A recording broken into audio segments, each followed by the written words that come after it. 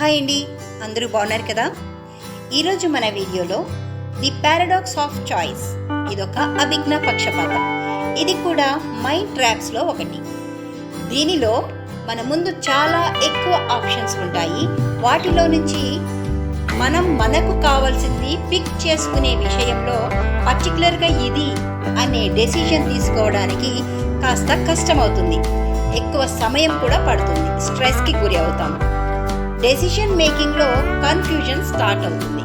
కొన్నిసార్లు సెలెక్ట్ చేసుకున్న దానిపై అసంతృప్తికరంగా కూడా ఉంటాము. ఉదాహరణకు కేవలము 2 ఆప్షన్స్ ఉంటే, అంటే ఏ అండ్ బి అనే వాటిలో ఒకటి వద్దు అనుకుంటే రెండవది సెలెక్ట్ చేసుకోవటం ఈజీ అవుతుంది. కానీ మెనీ ఆప్షన్స్ ఉన్నప్పుడు, అంటే ఏ బి సి డి ఈ ఎఫ్ జి హెచ్ ఇలా ఎక్కువ ఆప్షన్స్ ఉంటే ఏది వద్దు అనాలో ఏది కావాలి అనాలో అర్థం కాదు. నిర్ణయం తీసుకునే ప్రక్రియ కొంచెం ఆలస్యం అవుతుంది. సెలెక్ట్ చేసుకోవడానికి సమయం ఎక్కువ పడుతుంది. అలాగే కన్ఫ్యూజ్ అవుతాం. నిర్ణయం తీసుకున్న తరువాత వేరేదైతే బాగుండేదేమో అనే అసంతృప్తిని వ్యక్తం చేస్తాం. ఇదే పారాడాక్స్లో జరుగుతుంది.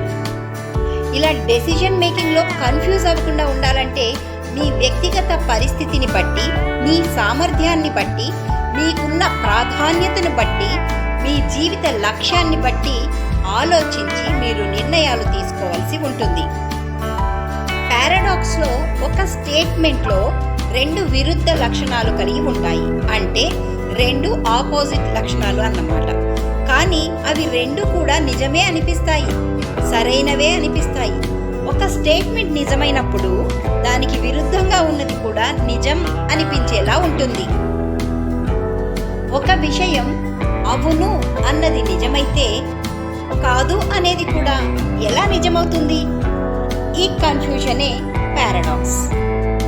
ఇలా పారాడాక్స్లో సమాధానం లేని ప్రశ్నలు, విప్పలేని చిక్కుముళ్ళు, రహస్యంగా ఉండే మిస్టరీలు, విచిత్రంగా అనిపించే సందర్భాలు, అసాధారణం అనిపించి కన్ఫ్యూజ్ చేసే విషయాలు ఉంటాయి. ఒక విషయాన్ని మనం ఆలోచించే దానికంటే ఎక్కువగా ఆలోచింపచేసేదే పారాడాక్స్. దీనివల్ల మనకు అసంతృప్తి, స్ట్రెస్ కూడా వస్తాయి. వీటిలో కొన్ని లాజికల్గా కూడా ఉంటాయి. అలాంటి వాటిని కొన్నింటిని చూద్దాం. లాజికల్ పారాడాక్స్లో మొదటి ఉదాహరణ, నేను ఏమీ చేయట్లేదు కానీ అలసిపోయాను అంటారు. మీరేమీ చేయట్లేదు అన్నప్పుడు మీ శక్తిని లేదా మీ ఎనర్జీని మీరు ఉపయోగించట్లేదు. మరి ఎలా అలసిపోతారు? ఎగ్జాంపుల్ 2, మీరు రోజంతా బిజీగా వర్క్ చేసి చాలా అలసిపోయారు, టయర్డ్గా ఉన్నారు. మరొకరు కేవలం ఖాళీగా కారులో కూర్చొని లేదా ట్రైన్లో కూర్చొని రోజంతా ప్రయాణం చేశారు. కానీ వారు మీకంటే ఎక్కువగా అలసిపోతారు. ఎందుకు? ఎగ్జాంపుల్ 3, కోడి ముందా గుడ్డు ముందా? కోడి గుడ్డు నుండి వస్తుంది కాబట్టి గుడ్డు ముందు, ఆ గుడ్డు కోడి నుండి వస్తుంది కాబట్టి కోడే ముందు. సమాధానం లేని ప్రశ్నగా ఉంది కదా. ఎగ్జాంపుల్ 4, నాకేమీ తెలియదని నాకు తెలుసు అంటారు కదా. అతనికి ఏమీ తెలియకపోతే తనకు తెలియదనే విషయం తాను తెలుసుకోలేడు కదా. లాజికల్ క్వశ్చన్ కదా. ఎగ్జాంపుల్ 5, నేను చెప్పేది అబద్ధం. నేను చెప్పేదంతా అబద్ధం అని నేను నిజం చెప్తున్నానా, లేక అలా చెప్పి నేను అబద్ధం చెప్తున్నానా? ఇలా కన్ఫ్యూజ్ చేస్తారు కొంతమంది. ఇదే పారాడాక్స్ ఆఫ్ చాయిస్. కన్ఫ్యూజన్ చేసి అర్థం కాకుండా ఎక్కువ శాతం తప్పు నిర్ణయాలు తీసుకునేలా చేస్తుంది.